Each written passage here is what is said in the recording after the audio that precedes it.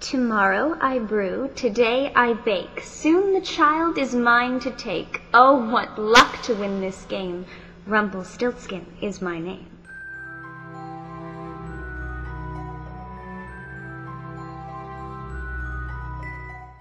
Anonymity. Hey viewers, it's Kara. This is week 27 on the Pagan Perspective, and the topic is craft names. Much like in the case of Rumpelstiltskin, my opinion on craft and magical names is that a name in general holds power. And if you know someone's name, you have a certain type of power over them. So, that having been said, at first, when I thought of this topic, I thought, oh, I'm going to have nothing to say. I don't have a craft name. And then I remembered I do. Like, I literally use it so little that I forgot I've actually chosen a magical name. Now, I'm not going to tell you what it is, because as I just said, I feel that it's very private and that it holds a certain kind of power, and I only use it, I actually don't even use it in ritual. Like, I never say my magic name. I never refer to myself as that. The only time that I've actually used my magical name is actually a really, really weird occurrence. I used it as my character name in the game Fate, because it's not online or anything, so I'm the only one that ever sees my character name. I don't know why, I just decided to use my first name in it. So I guess what I can talk about first is how I picked it. And what I did was, I basically just, first of all, I'm sort of into numerology, so I did end up making sure that it matches either the number that's already from my given name or my birthday number. I can't remember. I looked up some foreign words meaning a couple things that are important to me. And I think part of the name has to do with my heritage and being Italian, and some of it has to do with being a Leo, and I don't even remember where the rest of it came from because I mushed so many foreign words together to make it look the way I wanted it to and sound the way I wanted it to, and to get the right letters to match the numerological value. So I don't even remember what all of the words were that came together to make my name, but that's how I came up with it. I really just did it in the first place because I felt like I needed to, and you don't need to at all, because it's obvious I don't use mine. I just did it because at the time I felt like it would be good for me to do it, so I did it and I have it, but I don't use it. It doesn't mean that much to me. I don't use it as an alias on the internet. My real name is Kara. It's my given name. It's what my mom named me at birth, and I don't ever feel the need to mask myself or protect myself from, especially this sort of community. I would never feel the need to protect my identity in that way if I were working in a group. So I would never use it as a mask or a protective element. If anything, I would use it in the way to feel closer to deity, in that it's a name that you get to choose. Your given name was given to you. You can't choose it. You can like it or you don't like it. I happen to really like my name. I love where it came from. I love why my family named me that. And I just like it in general. It's unique. But the thing about a craft name or a magical name is you can choose it. Now, there might be some practices out there where the person teaching you gives you your craft name. I don't know if that happens in anyone's practice, but it just occurred to me that that might happen, that your teacher might assign you a name. And I don't know, even that would be a name that you have earned already in your lifetime. It's not just given to you at birth and you have to belong to it. So I think all of that is very interesting, and the fact that you get to choose your own name. And this sort of segues into one of my favorite books that I've actually been talking about a lot recently, is called Stargirl by Jerry Spinelli. And if you've read it, you immediately know what I'm talking about. And this book is about a girl named Stargirl. And of course she wasn't named Stargirl.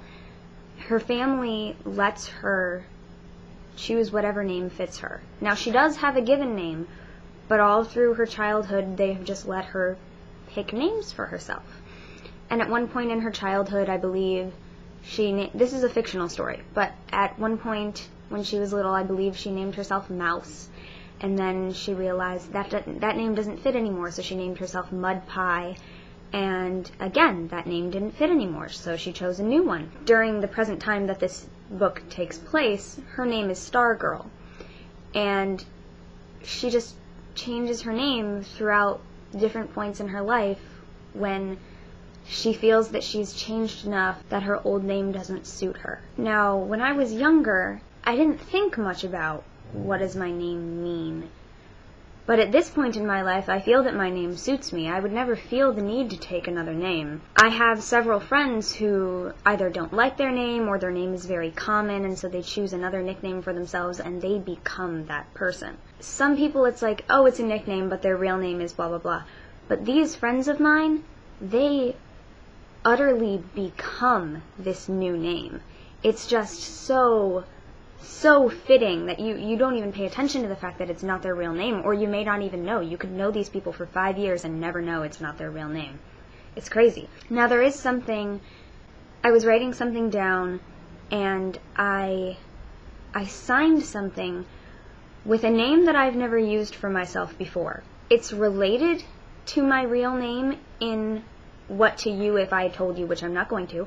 If I told you, it would seem a rather obscure relation to my name unless you really knew about me, but I've never referred to myself as it before.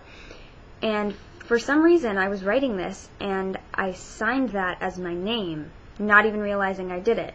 And I always go back and read over what I've written, no matter what, just to make sure it looks right and to know what I said and make sure everything makes sense. And when I got back down to the bottom and I saw what I had signed, I literally, I don't know, it wasn't like a physical, like, jumped, but it startled me. And for about a second, I thought, who wrote that? Like, what is that doing here? Where did that come from? And then I realized, that's me. And the feeling scared me so much that I haven't ever tried to refer to myself as that again. I've never signed my name as that again, even writing to myself. And that tells me that there's something in that name that's important, that I need to look at, that I need to become acquainted with, but I'm not ready to do it yet, and that it's just kind of weird at this point. So it's very, very evident to me that there is power in names, and knowing someone's name, like Rumpelstiltskin, gives you power over them, and it also gives you power over yourself to choose your own name. This name somehow already has power over me, though I didn't necessarily choose it. So I don't really know what else to say. I mean, my opinion on craft names or magical names, I like them. I think if they work for you, you should use it. I don't think they're necessary if you don't feel the need to do it, and I also don't think that you should pick something just out of the blue because you think you need it. I think your name should find you. And I purposely came up with a magical name and I never use it, and I've just described this other name that has come to me that I'm afraid to use, and one day I won't be afraid of it when I become it. Now, that doesn't necessarily mean that you can't go and make up a name like I did, because you might really like it and you might really become that, and sometime later in my life I might actually really become that name. But right now, I like it, it's nice, it's cool, it sounds magical, but it doesn't mean much to me. So I think if it means something to you, if something means something to you, just in general in life, it's important, and it's useful, and it can help you. By the way, at the end of the Grimm's version of Rumpelstiltskin, which is what I quoted earlier, when the princess, girl, whoever, the queen, whatever she is, says finally, "Could your name possibly be Rumpelstiltskin?" His answer is, as he's freaking out and stamping his feet everywhere and tearing himself in half, "The devil told you that. The devil told you." Rumpelstiltskin thinks that because this woman knows his name, she's in line with the devil. Because the devil gave this woman the power to know his name, and therefore the power to overtake him. What the heck do you think about that? The knowledge of his name and the power that comes with knowing his name came from the devil, of all things? Also, how come when I ask for video responses, I get maybe one once in a blue moon, and then when Andrew Blue Moon asks you to do it, you do it? Okay, thanks, guys. It's good to see video responses, though, really. I love it, no matter who you're responding to. So, keep doing that, asking questions, and sending suggestions, and commenting, and telling people about it, and blah, blah. You know the drill. Alright, I'll see you guys next week. Thank you very much for watching, and blessed be.